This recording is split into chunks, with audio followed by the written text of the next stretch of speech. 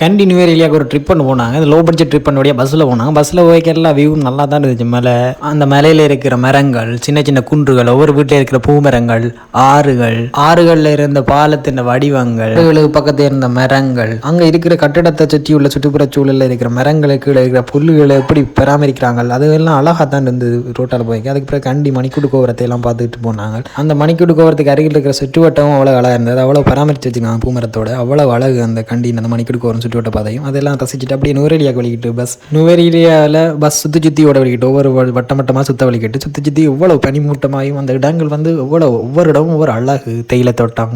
ஒரு கட்டத்துக்கு மேலே எனக்கு குளிர வலிக்கிட்டு நான் ஸ்வெட்டரும் கொண்டு போயிடல. அப்போ பஸ் சுற்றுது ஒவ்வொரு இடமா சுற்றி மலையிலெல்லாம் சுற்றுது. ஒவ்வொரு இடம் பார்க்குற இடமெல்லாம் அழகாக இருந்தது. டக்குன்னு நான் ஒரு வீடியோ எடுத்துக்கொண்டே இருக்கிறேன். எடுக்கிற இடமெல்லாம் அழகாக இருந்தது. சரியான சில நேரம் இந்த வீடியோ எடுக்கிற நிப்பாடி போட்டு ஜன்னலிருந்து ரசித்து கொண்டு இருந்தேன். அவ்வளோ அழகாக இருந்தது. வானத்துலேருந்து ஒரு ஒளி எல்லாம் அந்த ஆறு ஓடுற இடத்த ஒளியெல்லாம் வந்து அதெல்லாம் அழகாக இருந்தது.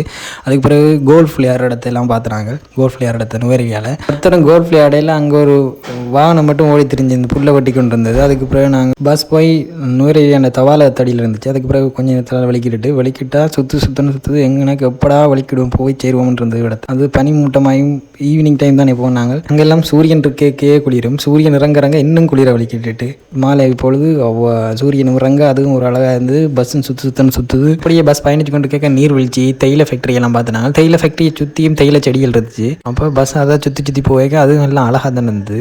பஸ்ஸில் ஒரு கட்டத்துக்கு மேலே வருத்திட்டு ஒரு கட்டத்தில் அழகாக இருந்து ஒரு கட்டத்துக்கு மேலே வருத்திட்டு ஏன்டா பஸ்ஸில் வந்து கொண்டுருச்சு எப்படா போய் இறங்குவோம் எல்லாம் தோண வலிக்கிட்டு எனக்கு. அப்படி தலையெல்லாம் சுத்த வலிக்கிட்டு பஸ் சுற்றி எப்படி அவங்கெல்லாம் இருந்து வாழ்க்கையை கொண்டு போகிறாங்க நுவரெலியாலாம் எனக்கு எல்லாம் இருந்துச்சு. ஆனால் இது ஒரு பெஸ்ட் எக்ஸ்பீரியன்ஸ் வாழ்நாளில் நுவரெலியாவுக்கு பஸ்ஸில் போனது.